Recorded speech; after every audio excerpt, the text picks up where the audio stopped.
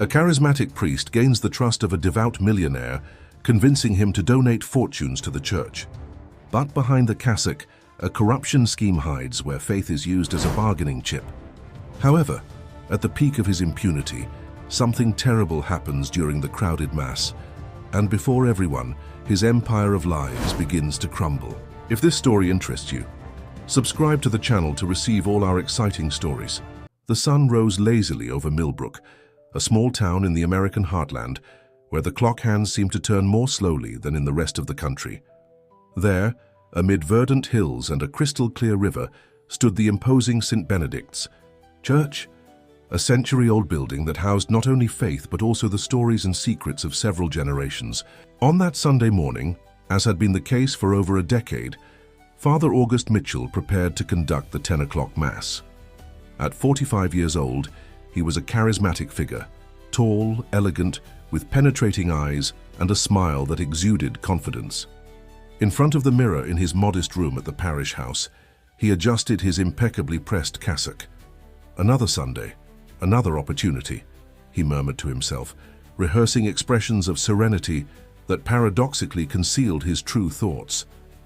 The sacristy buzzed with the movement of teenage altar boys and ladies from the pastoral care group, organizing the final details for the celebration. Teresa Allwood, 70 years old, coordinated everything with the efficiency of someone who knew every inch of that sacred place. "Father August, I brought the flowers you asked for.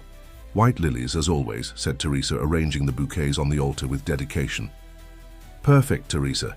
You always know exactly what God's house deserves," he responded with a calculated smile. Observing the growing movement of parishioners through the crack in the side door, the church gradually filled up. Shopkeepers, teachers, public servants, farmers, practically all of Millbrook was there. In the front rows, as usual, the most traditional families occupied their almost hereditary places. Among them, a new face caught the priest's attention, a grey-haired gentleman in a well-cut suit with a melancholic expression. "Who's that gentleman in the second row?" he asked discreetly to Joaquin, his trusted sacristan. "That's Mr. Anthony Porter. He bought the old Palm Grove farm a few weeks ago. A widower, from what they say. Came from New York after selling companies in the pharmaceutical sector. They say he has a fortune he can't even count himself." The priest's eyes momentarily lit up, but he quickly resumed his serene expression. The bell rang, announcing the beginning of the celebration.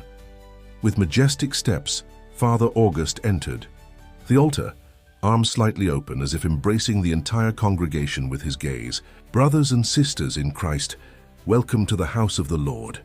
His melodious voice resonated through the temple, provoking a respectful silence. The Mass proceeded with the precision of a well-rehearsed spectacle. The priest modulated his voice, alternating moments of softness with bursts of fervor that drew sighs and tears from those present. His sermon, carefully prepared, spoke of generosity and material detachment. "What will we take from this life, my brothers and sisters? Only our good deeds. What we accumulate here must serve the divine work," he proclaimed, noting that Mr. Porter listened attentively with misty eyes. After the celebration, as was his custom, Father August greeted the faithful at the exit. When Mr. Porter approached, he gave him special attention. "Welcome to our community, Mr. Porter. I hope you felt embraced in our humble parish." "Thank you, Father. Your words today touched my heart in a way that hasn't happened in a long time," replied the gentleman with a choked voice. "The word of God has that power when it finds an open heart. Come have coffee with me at the parish house sometime. I'd love to get to know you better." The invitation, seemingly casual, was promptly accepted. 3 days later, Anthony Porter knocked on the door of the parish house. He was received by Father August in a simple but cozy room. On the table, an old open Bible and some strategically positioned parish documents. During the conversation, August learned more about his new parishioner. Anthony Porter was not only rich but extremely lonely. His wife had passed away 2 years ago, and his only son lived abroad, with whom he maintained distant relations. The guilt of having dedicated his life to business at the expense of family consumed him daily. "You know, Father, I spent my life accumulating wealth, but now I realize that means nothing when you're alone," Anthony confessed, discreetly wiping away a tear. "God always offers us paths to redemption, my son," replied the priest, holding the elderly man's hands between his own. "Perhaps the Lord has a purpose for you here in Millbrook."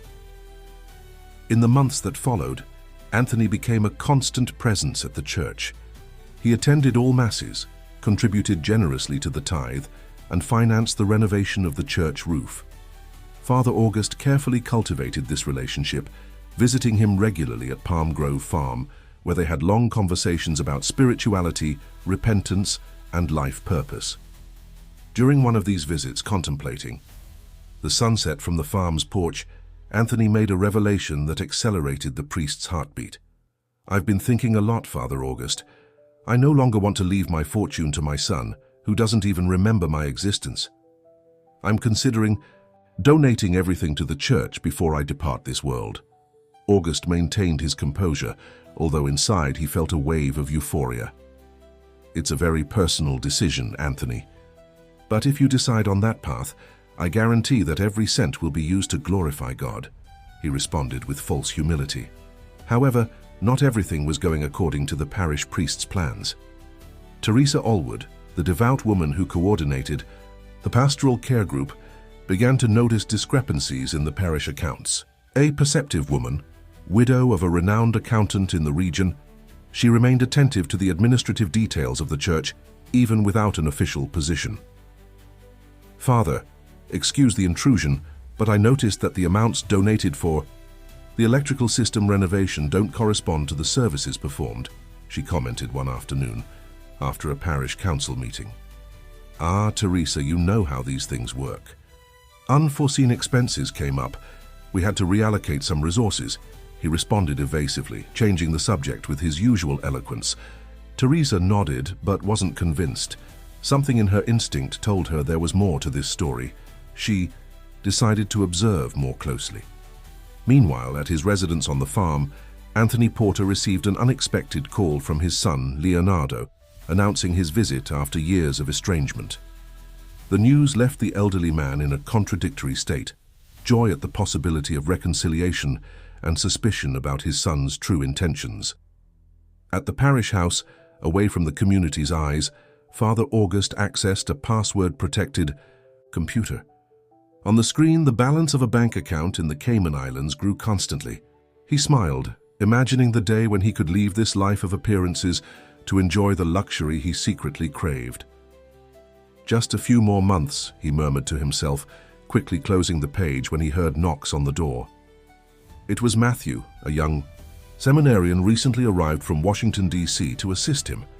Idealistic and dedicated, he represented everything August pretended to be. "Father, sorry to bother you. Some correspondence arrived and there's a gentleman wanting confession. I'll attend to him soon, Matthew, and please remember that my office is a private space."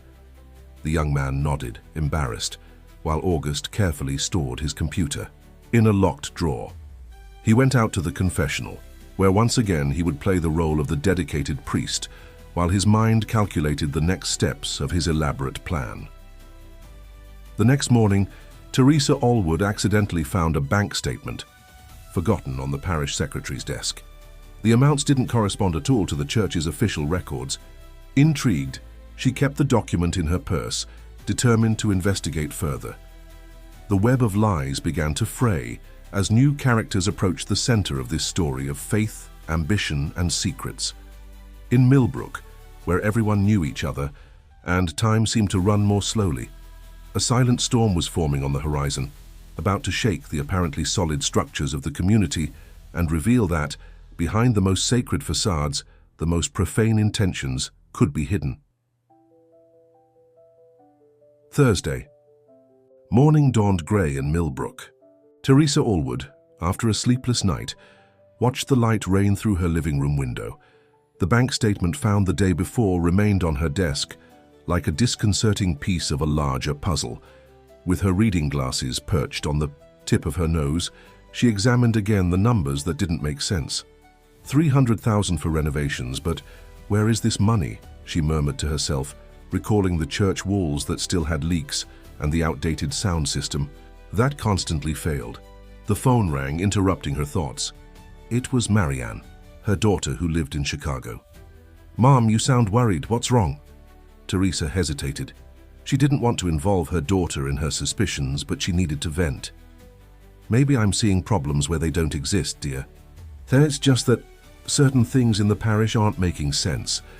You've always had a good instinct for numbers, just like Dad. If something seems wrong, it probably is." After hanging up, Teresa made a decision. She tucked the statement into a discreet folder and headed to the house of Claudia Mendez, the town's accountant and a longtime friend. Meanwhile, at Palm Grove Farm, Anthony Porter was receiving a visit from Father August. Seated on the spacious porch overlooking the cornfields, they talked about the future. "I've been thinking a lot about our last conversation, Father," Anthony began, pouring coffee into fine porcelain cups, "about allocating my assets to divine works." August maintained a serene expression, although his heart quickened slightly. "It's a profound decision, Anthony. It shouldn't be made in haste. My son Leonardo is coming to visit me next week. I haven't seen him in almost 3 years. I want to resolve this matter before his arrival." The priest adjusted his posture in the chair, suddenly alert. The arrival of a legitimate heir could complicate his plans. "And have you decided how you'd like to proceed?" "I'm thinking of establishing a foundation linked to the church, something that could really transform Millbrook, build a hospital, perhaps. What do you think?" August smiled, but his eyes remained calculating. A foundation would mean greater scrutiny, boards, audits, obstacles to his true plans. A noble idea, without a doubt, but perhaps we could consider something more direct. There are projects already structured by the diocese that could be expanded with your generosity, projects that already have all the necessary administrative infrastructure. Anthony seemed to consider the suggestion as he observed the horizon. His tired eyes revealed the melancholy of someone seeking redemption at the end of life. "I trust your discernment, Father. After all, guiding souls is your vocation." In town, Teresa arrived at Claudia's modest office. After ensuring they were alone, she showed her the statement she had found. "Look at these values, Claudia, and compare them with this list of donations received in the last 6 months. The accountant adjusted her glasses and examined the documents with professional attention. Her expression gradually transformed into concern. "Teresa, this doesn't add up. There are significant transfers to an account in the Cayman Islands. Why would the parish have an account in a tax haven?" "Exactly my question. And look at these smaller, regular transfers, as if someone were diverting smaller amounts to avoid attention." Claudia let out a heavy sigh. "This is serious, Teresa. We're talking about possible embezzlement of church. Honey, have you talked to the bishop about this?" "I don't have enough evidence yet. I need to investigate more before making an accusation of this magnitude against Father August. He's practically untouchable in town." While the two women analyzed the documents in the seminary attached to the church, young Matthew was organizing files in the secretary's office when he found something peculiar. An envelope addressed to Father August contained photos of a luxurious beach house. Intrigued, he continued examining the contents and found purchase and sale documents in the name of an offshore company, along with handwritten notes by the priest about transfer amounts and dates. Confused and disturbed, Matthew quickly put away the documents when he heard footsteps approaching. It was Carl Vance, the parish driver, and the priest's trusted man. "What are you doing here, boy?" The father asked to organize the old archives, not the current correspondence, he said in a stern tone, approaching the desk. "Sorry, Mr. Vance. I was just organizing everything chronologically," Matthew replied, trying to stay calm. Carl observed the young man for a few seconds, as if assessing his sincerity, then pointed to the door. "The father is looking for you. Something about Sunday's celebration." Matthew left quickly, but the image of those documents remained in his mind. As an idealistic seminarian, he felt torn between loyalty to his mentor and the growing sense that something was wrong. The next morning, the town was surprised by the arrival of Leonardo Porter, Anthony's son. Unlike his father, who integrated discreetly into the community, Leonardo arrived in a flashy imported car, staying at the only luxury inn in the region. His presence caused immediate buzz. Father August, upon learning of the heir's early arrival, hurried to Palm Grove Farm. He found Anthony in the garden pruning rose bushes, a hobby he had recently adopted. "Anthony, I heard your son arrived. How wonderful. Family reconciliations always gladden God's heart," he said, forcing enthusiasm. "Yes, he arrived last night. I confess I'm nervous, Father. We haven't seen each other in so long. So many unresolved hurts." "I understand. But perhaps it's better to postpone any decision about your estate until you have time to reconnect." Anthony raised his eyes from the rose bushes, surprised by the suggestion. "On the contrary, Father, now I'm even more convinced. I want to formalize everything as soon as possible. In fact, I've asked my lawyer to come from New York next week to start the legal proceedings." August felt tension run down his spine. He needed to act quickly. "In that case, perhaps it would be prudent to start planning how to structure this donation. Could you stop by my office tomorrow? We'll have more privacy to discuss the details."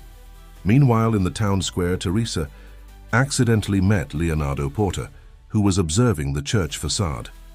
"It's a beautiful construction, isn't it? Dates back to the 19th century, Teresa commented, approaching. Leonardo turned, surprised. "Really impressive. Are you a local resident?" "Teresa Allwood, pleasure to meet you. I've coordinated the pastoral care group for over 20 years. Your father is an admirable man, Mr. Porter. He's helped our community a lot." "I imagine so. My father has always been generous, especially with strangers," he replied with a certain sarcasm. Teresa noticed the bitterness in his words. "Are you here to spend some time in Millbrook?" "I came to check what's happening with my father. I heard from mutual acquaintances that he intends to donate his fortune to the local church. I thought it prudent to intervene before some opportunist takes advantage of a lonely old man." Leonardo's frankness surprised Teresa, who saw an opportunity there. "I understand your concern. Indeed, it's important to ensure that significant donations are used appropriately. Transparency is fundamental in financial matters, don't you think?" Leonardo studied the lady's face for a few moments, as if assessing her intentions. "You seem to have something specific in mind." Teresa hesitated briefly before responding. "Perhaps we have aligned interests, Mr. Porter. We both want the best for your father and for this community." As they talked, they didn't notice they were being discreetly observed by Carl Vance, who quickly picked up his cell phone to inform Father August about the meeting. At the parish house, Matthew faced a moral dilemma.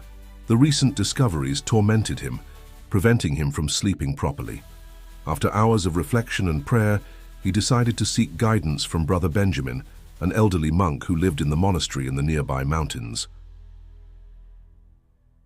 Appearances often deceive us, young man, said the old monk after listening attentively to Matthew's account. "But accusing a priest of misconduct is very serious. You need concrete evidence before any action." "What should I do then, Brother Benjamin?" "Observe carefully, record what you find, and remember, the truth can be painful, but it's always the right path." The next morning, after the morning mass, Father August noticed something different in the behavior of some parishioners. Questioning looks, conversations interrupted when he approached. Something was changing in the town's atmosphere. His unease increased when, after the celebration, he was approached by Claudia Mendez. "Father, as the accountant for the Business Association, I'm organizing a seminar on financial transparency in institutions. I'd really like the church to participate, sharing its management practices." The invitation, seemingly innocent, sounded like a warning. August maintained a cordial smile but felt danger approaching. "What a wonderful initiative, Claudia. Unfortunately, my schedule is quite busy in the coming weeks. But I can recommend Deacon Robert to represent the parish, I understand, Father. But it would be so enriching to have your personal experience, especially regarding the management of large donations like those from Mr. Porter." The mention of Anthony's name in that context made August inwardly shudder. He realized he needed to accelerate his plans.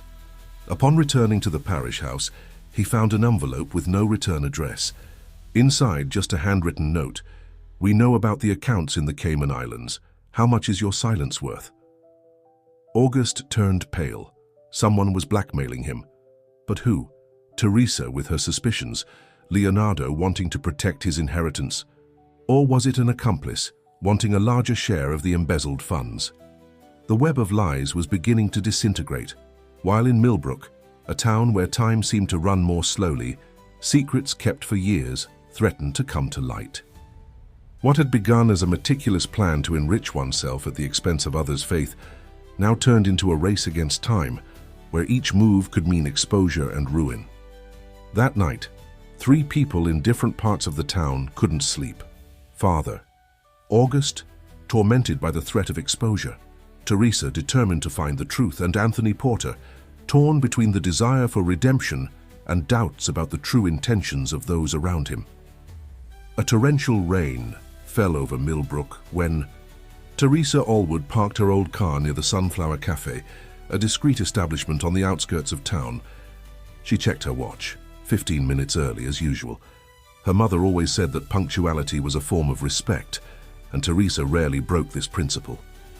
The doorbell tinkled as she entered, revealing a cozy environment illuminated by yellowish lamps.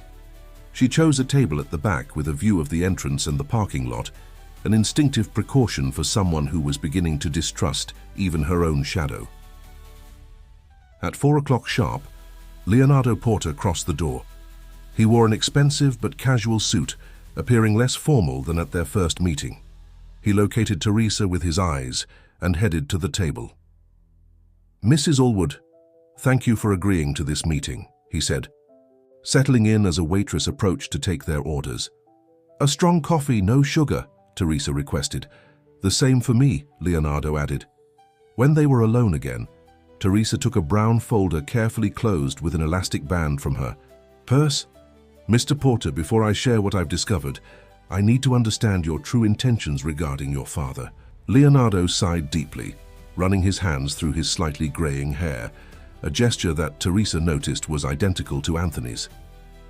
"My relationship with my father is complicated. He was always obsessed with work, putting business above everything, including family." He paused as if organizing painful thoughts. "When my mother fell ill, I expected him to finally change, to realize what really mattered. But he continued traveling, expanding businesses, while she wasted away."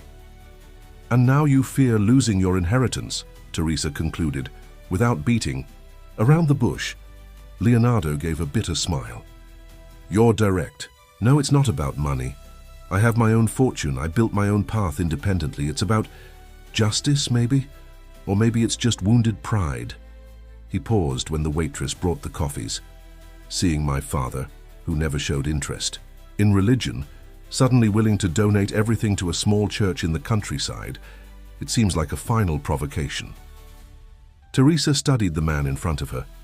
He seemed sincere, although clearly marked by old grievances. "I believe your father is being manipulated," she said finally, opening the folder and revealing carefully organized documents. "I found evidence of suspicious bank transfers offshore, accounts, properties acquired in the names of third parties, all connected to Father August." Leonardo examined the documents with growing indignation. "This is absurd. We're talking about millions diverted, and this is just what I managed to discover without direct access to the main accounts. I fear the situation might be even worse." At the other end of town, Matthew walked hurriedly down the main street, trying to protect himself from the rain with a broken umbrella. He was heading to the municipal library where he'd arranged to meet Claudia Mendez. After his conversation with Brother Benjamin, he had decided to share his discoveries with someone who could help him understand the magnitude of the problem. The library was almost empty at that hour. He found Claudia in the local history section, pretending to be interested in an old book about the founding of Millbrook. "Ms. Mendez, thank you for meeting me," Matthew whispered, still uncomfortable with his role as an improvised investigator. "You sounded distressed on the phone, Matthew. What did you discover?" The young seminarian took a brown envelope from his backpack. Inside were copies of the documents he had found in the priest's office. "I found this while organizing files. They're real estate transactions, a beach house in the name of a shell company. And look at these notes. They're in Father August's handwriting detailing transfers of amounts that don't appear in the parish's official accounting. Claudia analyzed the documents with a grave expression, making mental connections with the information Teresa had already shared. Matthew, this is more serious than we imagined. Father August seems to be operating a sophisticated scheme of resource diversion, and now with Mr. Porter's possible donation. What should we do? I can't simply confront him. He's my mentor, the person who brought me to the seminary. Claudia noticed the young man's conflict, personal loyalty fighting against moral principles. Sometimes we need to choose between loyalty to a person and loyalty to the values they should represent, she responded gently. For now, continue observing and keep these documents in a safe place. While new allies formed in the investigation, Father August faced his own demons in the parish house. The threatening anonymous note wouldn't leave his mind. Who could be behind that blackmail? More importantly, how to react. He paced back and forth in his office when Carl Vance entered without knocking, a privilege of years of complicity. We have problems, Father. The old man's son and Allwood are meeting right now at the Sunflower Cafe. August felt his blood run cold. Are you sure? What are they talking about? Impossible to know. They chose a secluded table and are speaking quietly. But I saw when she handed him a folder with documents. Damn it! Exclaimed the priest, momentarily forgetting his facade of sanctity. That meddling old woman must have found something. We need to act quickly, Carl. What do you suggest? August took a deep breath, trying to regain the calculating calm that characterized him. First, we need to ensure that Anthony signs the donation soon. Second, we need to discredit Teresa before she convinces more people. And third, find out who's blackmailing. Me. Carl scratched his poorly shaved chin, thoughtful. As for Teresa, I have an idea. She takes medication for blood pressure. What do you think about spreading rumors that she's been confused, forgetting things, maybe even having hallucinations? Perfect, August agreed. An elderly lady, starting to show signs of senility. Who would believe her accusations against a respected parish priest? And what about the old man's son? That's easier. Just insinuate that he's only interested in the inheritance. The whole town has already commented on how he suddenly appeared after years of abandonment. We'll paint the picture of the ungrateful son who only came back for money. That same night at Palm Grove Farm, Leonardo and Anthony faced a tense conversation in the library. Crystal whiskey glasses in their trembling hands shook slightly, reflecting not only the lamplight, but also the intensity of repressed emotions. Dad, I need to ask you directly, do you really intend to donate your entire fortune to the local church? Anthony stared at his son for a few moments before responding. Since when are my financial plans of interest to you, Leonardo? You made it very clear that you preferred to build your own path without my interference or my money. This isn't about me. It's about you possibly being manipulated. Anthony laughed bitterly. Manipulated? Me? The man who built a pharmaceutical empire from scratch, who faced unscrupulous competitors and survived 3 economic crises. Dad, I have worrying information about Father August. He's not who he appears to be. The old man rose from his armchair, indignant. Enough. I won't allow you to defame a man of God who has been my only support in recent months. Where were you when I faced loneliness after your mother's passing? Where were you when I turned 70? If you came here just to criticize my choices and the people who really care about me, I suggest you return to your life in New York. Leonardo realized that confronting his father directly wouldn't produce results. He would need a more subtle approach and more concrete evidence. The next morning, the small town woke up to news, posters announcing a special celebration at the church. Great mass of thanksgiving for blessings received, confirmed presence of the diocesan bishop. Teresa, seeing the announcement at the bakery, immediately understood the strategy. Father August would create a grand public event for Anthony to formally announce his donation, with the bishop's presence to give legitimacy to the process. Quickly, she gathered her small group of allies, Claudia, Matthew, and now Leonardo. They met at Teresa's house, whose closed windows and drawn curtains reflected the conspiratorial atmosphere. "We have 3 days until the special mass," Teresa began. "We need to gather all available evidence by then." "I managed to access additional bank statements," Claudia informed. "The transfers to the Cayman Islands have been occurring regularly for at least 5 years, always after large donations to the parish." "And I found this," Matthew added, visibly nervous. "It's a notebook with passwords and bank codes. It was hidden in a false compartment in the father's bookshelf." Leonardo examined the notebook. "This is gold.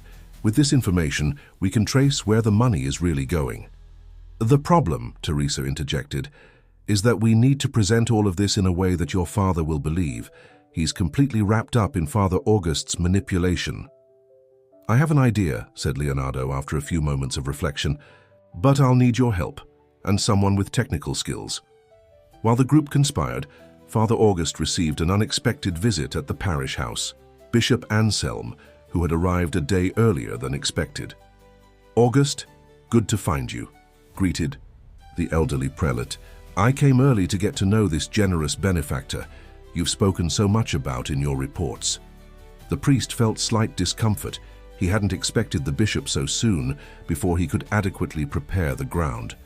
"Your Excellency honors us with your early presence. Unfortunately, Mr. Porter is indisposed today. Perhaps tomorrow we can visit him." "Actually," replied Bishop Anselm with a serene expression, "I received a curious phone call yesterday. A lady named Teresa Allwood requested a private audience with me before the celebration. She mentioned something about financial irregularities that she needed to discuss urgently. Do you know this lady?" The blood drained from August's face. His mind worked frantically, calculating the risks and possible exits. "Ah, Teresa, a dedicated lady, but unfortunately in recent months she has shown some mental confusion. Age, you know. She started seeing conspiracies where there's only dedicated work." "I see," murmured the bishop, without showing whether he believed the explanation or not. "In any case, I agreed to receive her tomorrow. It's always prudent to hear all sides, don't you agree?" That night, while the town slept, 3 simultaneous actions occurred in different parts of Millbrook. At the farm, Leonardo showed his father documents about luxurious properties registered in the names of shell companies, all indirectly connected to Father August. At the parish house, Carl frantically searched through the priest's personal files, looking for the anonymous note and any clue about the blackmailer. And at Teresa's house, a retired computer technician worked tirelessly on his computer, following precise instructions from Claudia to access offshore bank accounts using the passwords found by Matthew. In the early hours, when the church clock struck 3, the town's silence was broken by a scream in the parish house. Carl had found, between the pages of a prayer book, a photograph that explained everything. The priest, years younger, embracing a woman. On the back, a single handwritten sentence, "I will always keep our secret, my love." The identity of the blackmailer became clear, adding a new and unexpected dimension to that plot of ambition and deception. The unlikely alliances formed in recent days would be fundamental to unraveling the deepest secrets that hid beneath the mantle of apparent faith. The morning that preceded the grand celebration dawned with a dense fog covering Millbrook, as if nature itself conspired to keep the small town's secrets hidden for a few more hours.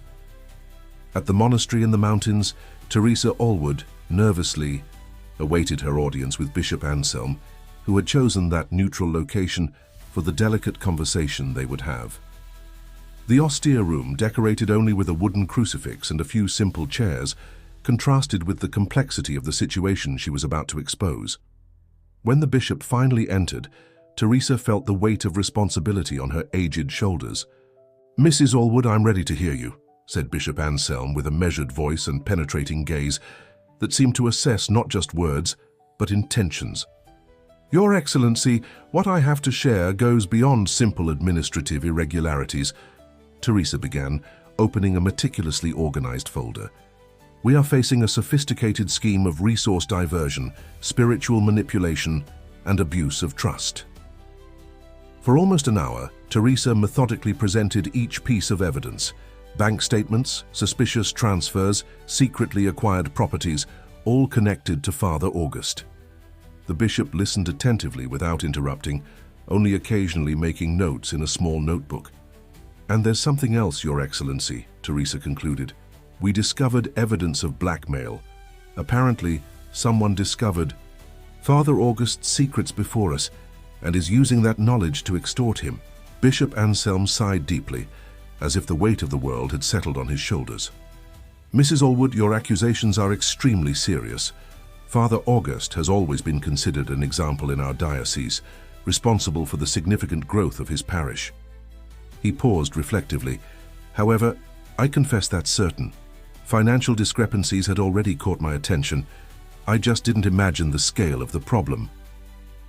"What do you intend to do, Your Excellency?" "First, independently verify this information. Second, confront Father August before today's celebration.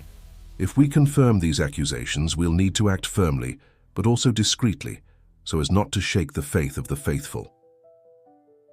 While this conversation was taking place at Palm Grove Farm, Leonardo faced the difficult task of convincing his father about Father August's true nature. "Dad, look at this evidence. I'm not making anything up," he insisted, spreading documents on the dining table. Anthony, with a closed expression, reluctantly examined the papers. His initial resistance began to yield to the weight of the evidence. Her beach house valued at millions, accounts in the Cayman Islands. All this would be acquired with donation money, he murmured, more to himself than to his son. "Exactly. And you would be the next target. Your donation would be the grand prize of this scheme." The old man sank heavily into the chair, suddenly looking more fragile and tired. "How could I have been so blind? I believed I had found spiritual comfort, someone who really cared about my soul." Leonardo, seeing his father's genuine pain, felt his old resentment gradually dissipate. For the first time in years, he saw Anthony not as the ruthless businessman who had neglected his family, but as a vulnerable man seeking redemption in the twilight of his life. "Dad, we can all be deceived, especially when we're emotionally vulnerable. Don't blame yourself." A solitary tear rolled down Anthony's wrinkled face. "You know what hurts the most? It's not the money. It never was. It's realizing that I opened my heart, shared my deepest pains with someone who was just pretending to care. In that moment of shared vulnerability, something began to heal between father and son, a silent reconciliation born from shared pain." At the parish house, Father August was experiencing his own torment. The photograph found by Carl had revealed the identity of his blackmailer, Veronica Martinez, with whom he had maintained a secret relationship years ago, even before his ordination. A relationship that had resulted in a concealed pregnancy, a child never acknowledged. "How did she find me after so many years?" he questioned himself as he paced nervously around the office. "The important thing now is to neutralize her," Carl responded pragmatically. "How much is she asking for?" $2 million. And she threatens to expose everything, not just our past relationship, but also mentions financial irregularities. She must have discovered something about the embezzlement. Carl furrowed his brow, thoughtful. "Is Veronica in town? Have you seen her in person?" "No. All communication has been through anonymous letters left at the secretary's office. The last note said she would be at today's celebration, expecting a definitive answer. Then we have to locate her before she causes problems. An unknown woman, probably observing everything closely. It shouldn't be difficult to identify her." While they planned how to deal with the blackmailer, they didn't notice Matthew's silent presence in the hallway, who had heard much of the conversation. The young seminarian moved away quietly, his heart heavy with the definitive confirmation of the suspicions he had been harboring. In the town center, Claudia received an urgent phone call from a contact in the federal police.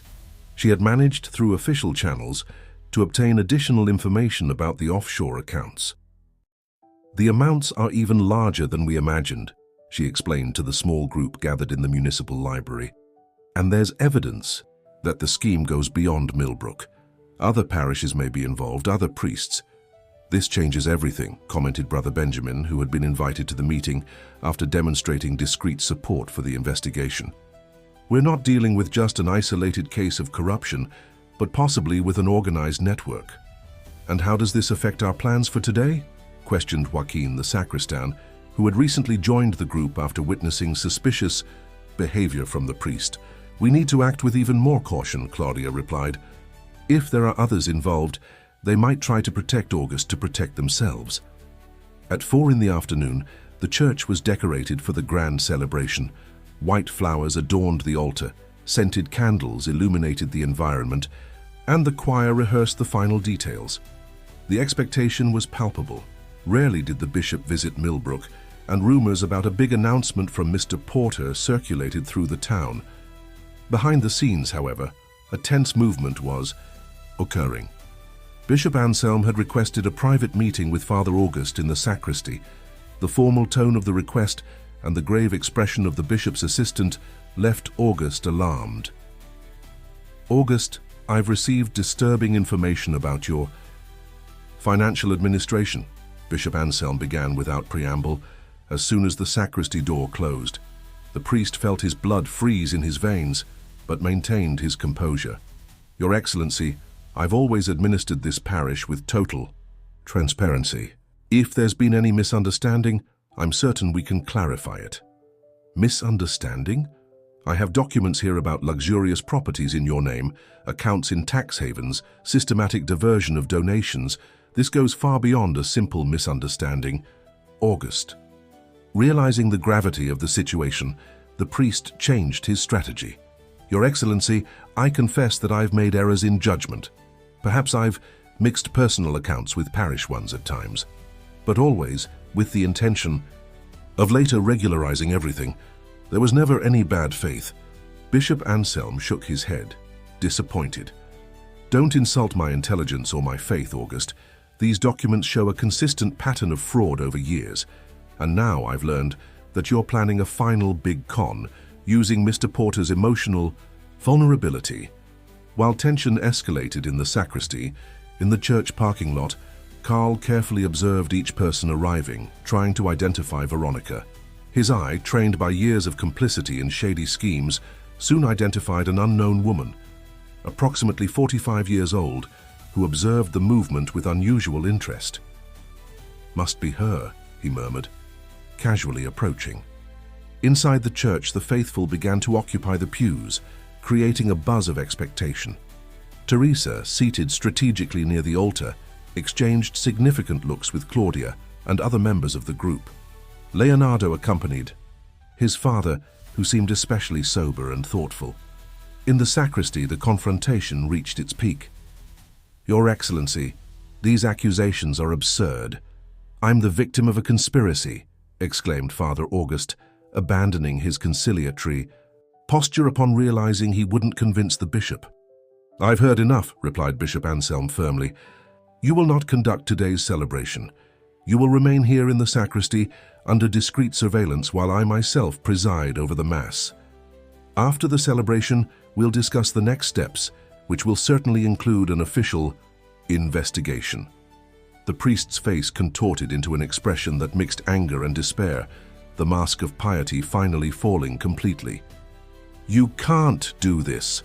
I have the right to defend myself publicly against these slanders. Your actions have brought enough shame to the Church. I will not allow a public scandal that further shakes the faith of the faithful. This situation will be handled with the discretion and seriousness it deserves. Meanwhile, in the parking lot, Carl approached the unknown woman. Veronica Martinez? He asked directly.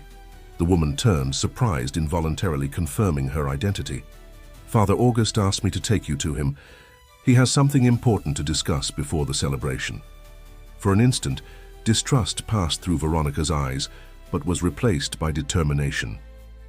It's about time. Where is he? In the parish house. This way, please. Inside the church, the atmosphere of expectation increased. The choir began the first chants, while the altar boys prepared the altar. Matthew, visibly nervous, observed the entrance to the sacristy, waiting for the moment when Father August would emerge to begin the celebration.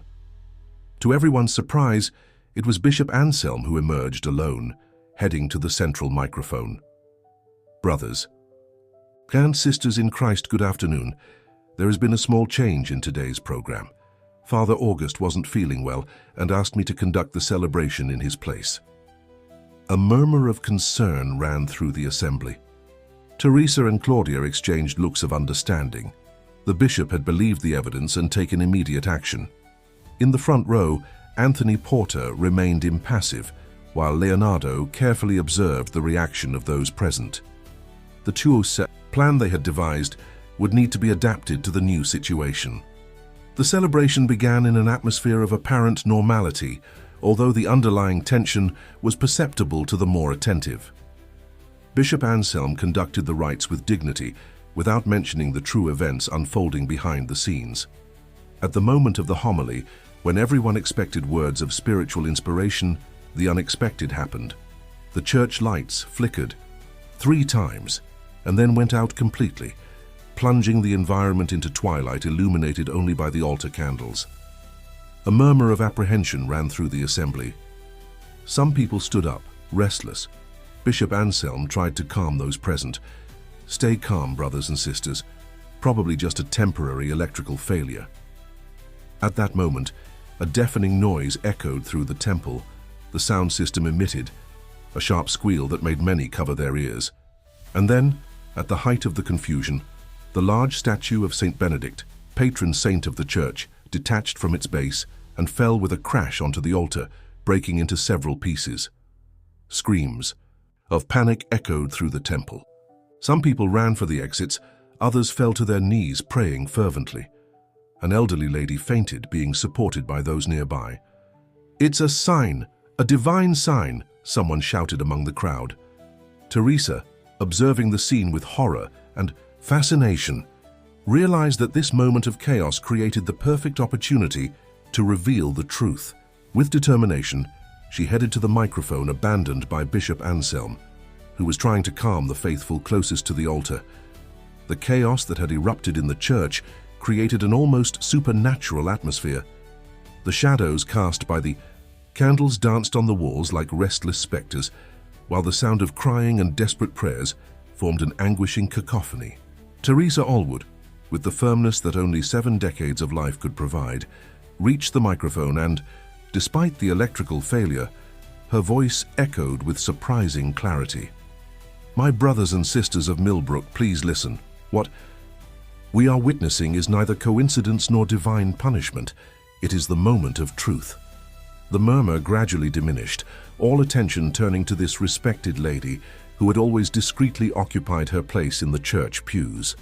Bishop Anselm, perceiving Teresa's determination, decided not to intervene, recognizing that this moment of revelation might be inevitable. For years, we have blindly trusted a man who betrayed our faith in the cruelest way. Father August Mitchell used our devotion, our generosity, and our trust to enrich himself at our expense. Murmurs of disbelief ran through the assembly. Some immediately protested, defending the priest. Others, however, remained in attentive silence, as if something dormant in their consciences finally awakened. "I have here," Teresa continued, as Claudia approached with a folder, "irrefutable evidence of systematic embezzlement, luxurious properties acquired secretly, accounts in tax havens, all built with the money from our donations, our tithes, the sweat of our honest work." The lights flickered again and then partially returned, creating a diffuse illumination that seemed appropriate for this moment of revelations. In the front, Anthony Porter slowly rose, leaning on the pew in front of him. "If you'll allow me, I'd like to share something," he said with a trembling but determined voice. Leonardo seemed surprised. This wasn't in the plans they had discussed. The old man walked slowly to the altar, standing beside Teresa. His wrinkled face showed a mixture of sadness and determination. "I almost became the next victim of this scheme. Fragile from loneliness and seeking redemption, I was manipulated into donating my entire fortune to the parish, not to benefit our community, but to feed the greed of a man who hid behind sacred vestments." Anthony's public confession, a respected figure despite being a recent arrival in town, provoked a new wave of commotion. Some people began to share their own experiences. substantial donations that never resulted in visible improvements in the parish, spiritual counseling that always ended in suggestions for financial contributions. In the sacristy, Father August heard everything, prevented from leaving by two of the bishop's trusted men guarding the door. His face, previously always compassionate and serene, contorted into a mask of fury and despair. He tried to formulate explanations, justifications, but realized that the castle of lies was rapidly crumbling. "You don't understand. I deserved that money. I spent years enduring mediocre confessions, celebrating baptisms of unbearable children, consoling dying old people. The church owes me this." The guards exchanged looks of disapproval, remaining firm at their posts. In the church parking lot, a parallel scene unfolded. Carl was leading Veronica to a secluded spot, away from the eyes of the faithful who were beginning to leave the temple, attracted by the commotion. "Where's August?" "You said he would meet me here," Veronica questioned, her suspicion growing with each step. "Change of plans," Carl replied dryly. "He asked me to resolve the situation directly." "What does that mean? Is he going to pay or not?" "Let's say we have a counter-proposal." The tension between them grew when they were surprised by Matthew, who had discreetly followed Carl, suspecting his intentions. "Step away from her, Carl," exclaimed the young seminarian, firmly holding a crucifix as if it were a weapon. Carl laughed at the seemingly naive intervention. "Are you going to stop me with a cross, boy? Go back to your theology books." "No, I'm going to stop you with this," Matthew replied, revealing that he was recording everything on his cell phone, "and with the police that are on their way." Inside the church, the revelations continued. Claudia methodically presented the financial evidence, translating technical terms for everyone's understanding. Bishop Anselm, regaining control of the situation, approached the microphone. "My brothers and sisters, this is a painful moment for our community of faith. The accusations presented are extremely serious and unfortunately supported by substantial evidence that has already begun to be verified by the competent authorities." His measured voice brought a serene authority that helped calm the exalted spirits. "As pastor of this diocese, I ask forgiveness for the suffering caused. Betrayed trust is a deep wound, especially when it comes from someone who should be an example of integrity.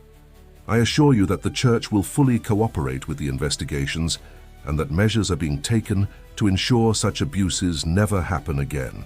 Teresa, observing the reaction of those present, realized that many were still processing the shock of the revelations. Some cried silently, others discussed heatedly in small groups. The community, previously united by shared faith, now faced a crisis of confidence that would require time and effort to overcome. In the midst of the confusion, no one immediately noticed when the sacristy door was opened. Father August, taking advantage of a moment of distraction from the guards, had managed to escape. With hasty steps, he crossed a side corridor and exited through a secondary door, emerging near the church garden. His plan was simple: reach the car parked behind the parish house and flee before the authorities were alerted. He had a fake passport stored in the glove compartment and enough money to disappear for a while. The main bank accounts were in the names of strawmen, inaccessible to conventional investigations. As he cut through the side garden, August spotted Carl arguing with Matthew and a woman he immediately recognized as Veronica. The sight paralyzed him momentarily, two problems converging at the worst possible moment. "August," exclaimed Veronica upon seeing him, "you finally decided to show your face." The priest hesitated, quickly calculating his options. Confronting Veronica would mean losing precious time, but leaving her could worsen his situation even further. Before he could decide, he heard voices approaching from the garden, people from the church who had noticed his escape. "Carl, take the car and meet me on the old road near the crossroads," he ordered quickly. "I have to resolve this matter personally."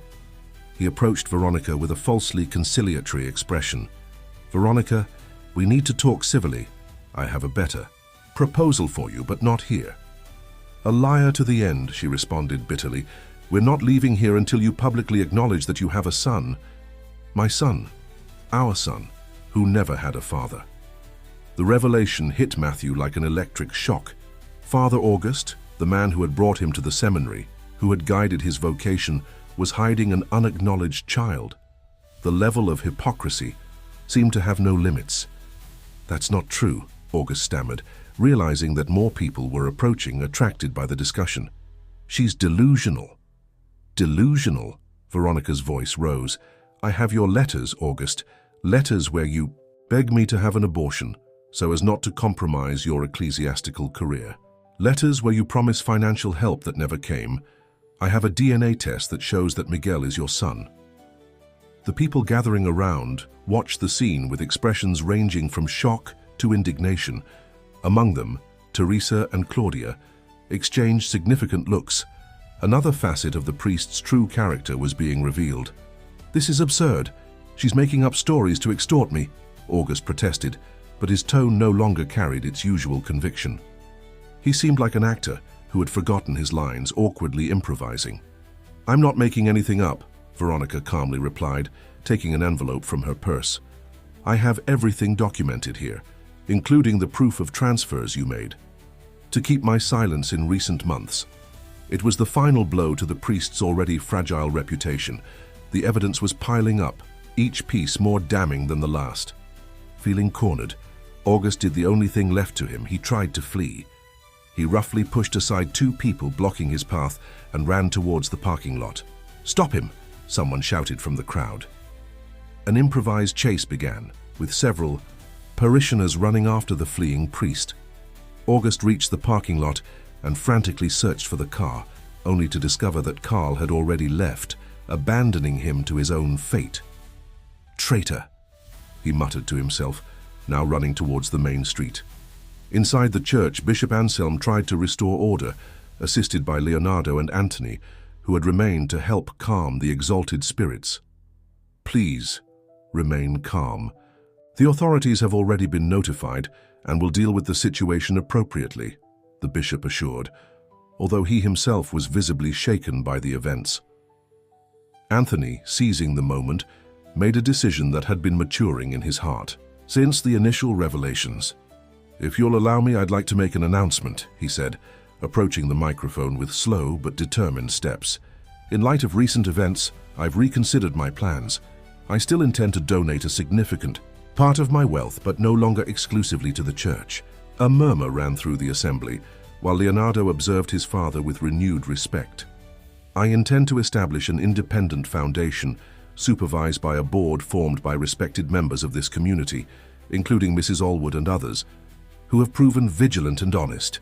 This foundation will aim to support truly beneficial causes for Millbrook, with full transparency in the application of resources."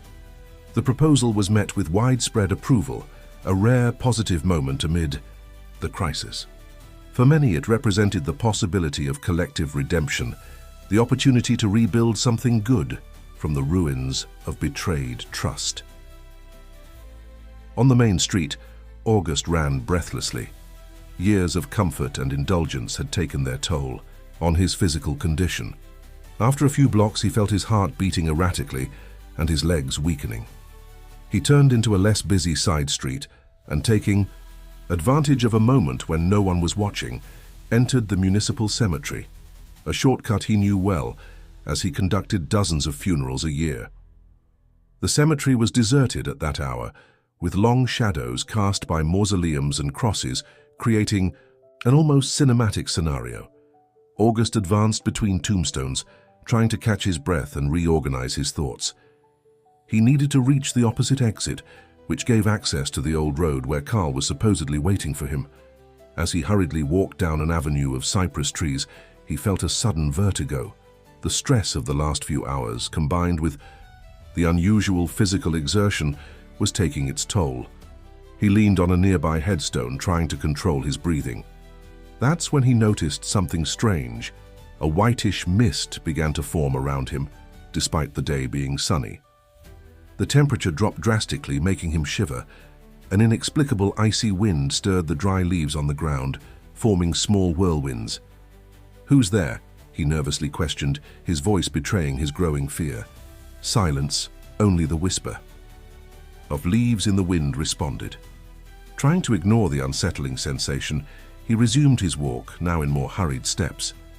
The mist, however, seemed to follow him, becoming denser with each step. As he turned a corner of the path, he stopped abruptly.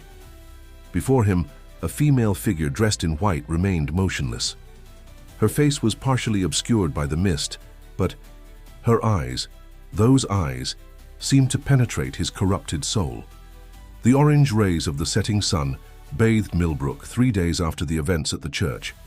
The small town, which had always lived at a tranquil and predictable pace, was still processing the shocking revelations and their consequences. In the streets, shops, and homes, the dominant topic continued to be the spectacular fall of Father August Mitchell. In the central square, workers were removing the priest's name plaque from the facade of the community daycare center. A simple but significant symbol of the purification process the community was beginning. Teresa Allwood observed the scene from the window of the ice cream parlor, where she was having coffee with Claudia and brother Benjamin. "I still can't believe everything that happened," Claudia commented, absent-mindedly stirring her cup. "Especially the dramatic outcome." Teresa sighed deeply before responding. "The most surprising thing is that, after so many lies, no one knows for sure what really happened in that cemetery." The versions of Father August's whereabouts varied dramatically. The official one, discreetly released by the police, reported that he had suffered a heart attack while trying to escape, being found unconscious among the graves. Taken to the hospital in serious condition, he remained in a coma under police surveillance. Other versions, however, circulated freely, becoming more elaborate with each retelling.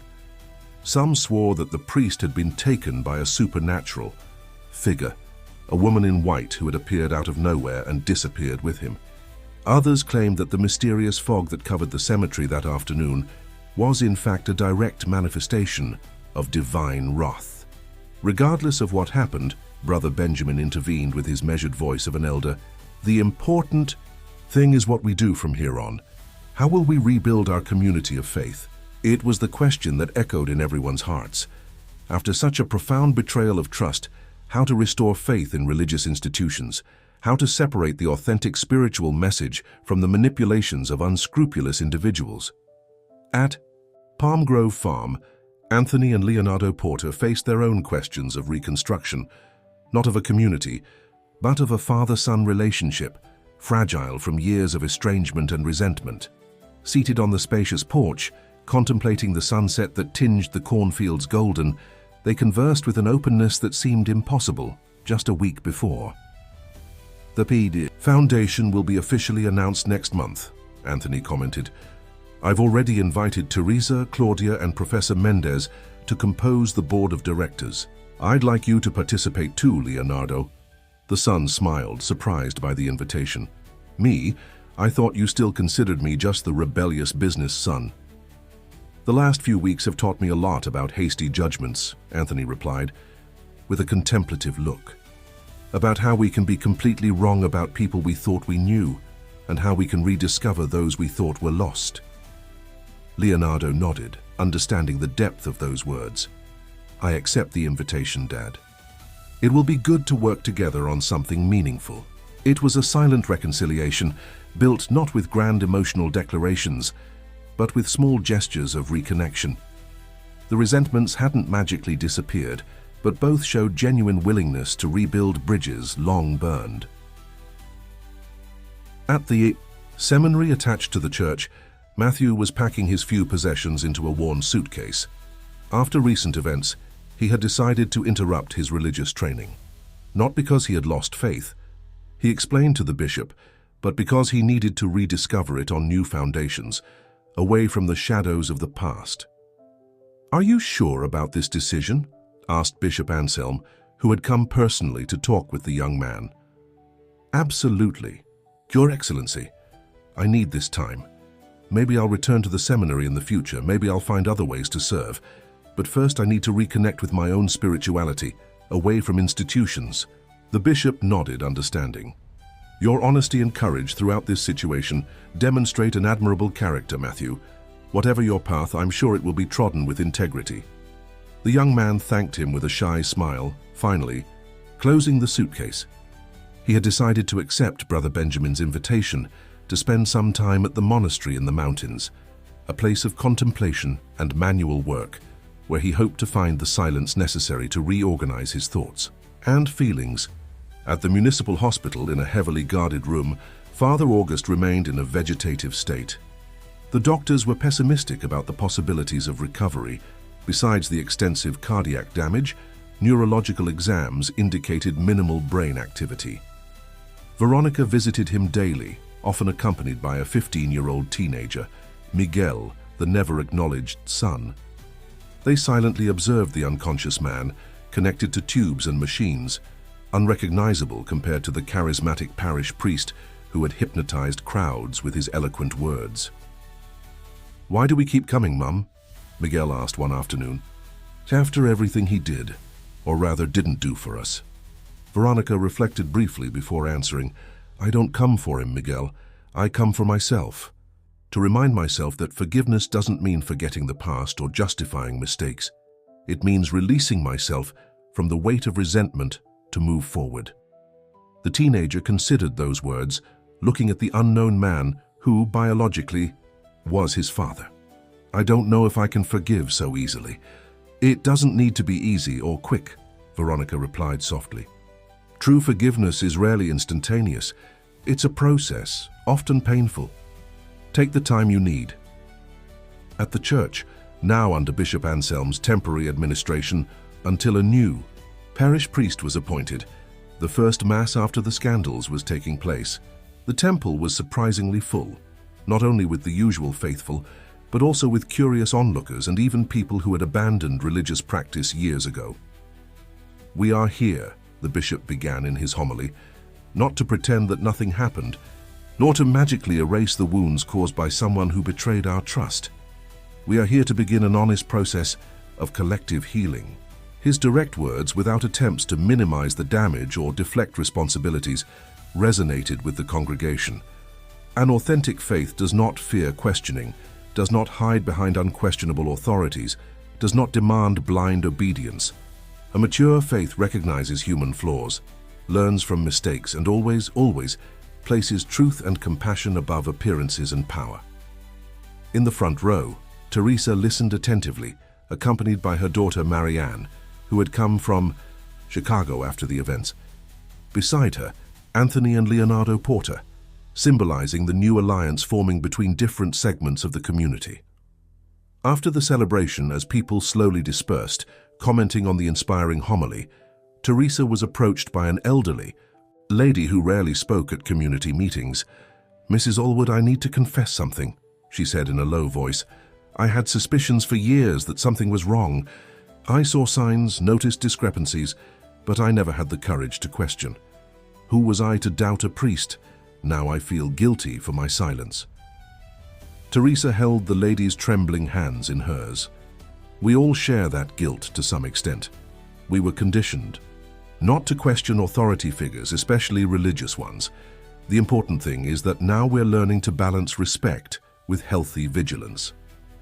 That simple conversation reflected a larger phenomenon spreading through the community. People began to share doubts they had suppressed, signs they had ignored, questions they had silenced. It was a painful process of collective self-examination, but necessary for reconstruction on more solid foundations. 2 weeks after the events at the church, Carl Vance was finally located in a coastal town hundreds of miles away. He was trying to board a cargo ship bound for abroad when he was detained. Among his belongings, authorities found documents implicating other religious figures in schemes similar to Father August's, evidence of a wider network of corruption that was beginning to be dismantled. In Millbrook, life gradually found a new rhythm. The Porter Foundation for Community Development was officially registered, with initial projects focused on education, preventive health, and support for local small entrepreneurs. Teresa and Claudia, now respected as local heroines, coordinated the selection process for the first beneficiaries. On a Sunday afternoon, a month after the events, a peculiar group gathered in Teresa's garden. Anthony and Leonardo Porter, Veronica and Miguel Matthew, on a quick visit from the monastery. Brother Benjamin, Claudia, and some others who had actively participated in exposing the truth. It wasn't a planned meeting. Different people had decided to visit Teresa on the same day, creating an impromptu gathering that soon turned into a small celebration. Chairs were arranged in the flowery garden, drinks and snacks appeared spontaneously, and sincere conversations flowed naturally. "It would be easy to remain bitter after everything that happened," Brother Benjamin commented, observing the diverse group that had formed. "But look around. We're building something new from the ashes of disappointment." It was true. New friendships were forming, community projects were gaining strength, and a more authentic spirituality, less dependent on authority figures, was beginning to flourish. "I think this is true redemption," Teresa reflected, observing the sunset that tinged Millbrook's sky in golden and pink hues. Not erasing the painful past, but transforming it into learning that illuminates the path ahead. As night gently fell over the small town, colorful lanterns were lit in the garden. Miguel, initially shy, was now playing guitar, accompanied by Claudia's improvised singing. Anthony and Leonardo animatedly discussed new projects with Matthew, while Veronica and Teresa exchanged life stories under the starlight that began to dot the firmament. It was a simple scene, almost banal in its normalcy, but loaded with profound meaning for each participant. It represented the human capacity to find healing in honest sharing, to build authentic connections after betrayals, to transform pain into wisdom. At the hospital, Father August remained in his world of shadows, disconnected from external reality. Doctors debated whether his vegetative state was the result of only physical damage or if there was a psychological component, as if his mind had simply decided to shut down after the collapse of his elaborate facade. What had really occurred in that cemetery would remain a mystery. The security cameras had captured only thick fog and, curiously, failed at the crucial moment. The only witnesses, teenagers taking a shortcut home, told stories too fantastical to be taken seriously by the authorities. In the popular imagination of Millbrook, however, that episode gradually transformed into a kind of local legend. A powerful reminder that no matter how elaborate our masks, no matter how convincing our lies, the truth eventually finds its way to the light. And perhaps that was the most valuable lesson that would remain long after the extraordinary events of that winter, that communities are strengthened not by blind obedience or unquestionable trust, but by the healthy balance between faith and vigilance, between respect and questioning, between forgiveness and accountability. At Teresa's house, under the starry sky of that night of reconciliations, different personal stories intertwined in a larger narrative of collective redemption. There, in a simple garden on the outskirts of a small town, the true essence of the human spirit manifested. The capacity to reinvent oneself after disappointments, to rebuild broken trusts, and to transform even the most painful experiences into opportunities for growth and deeper connection. As sincere laughter echoed in the night fragrant with newly opened evening primroses, Teresa smiled to herself. The community had been deeply shaken, but not destroyed. Like the ancient oak in the center of the square that had survived countless storms over the centuries, Millbrook emerged from this crisis with deeper roots and a stronger trunk, wounded, scarred, and ultimately strengthened by the storm that had threatened to uproot it.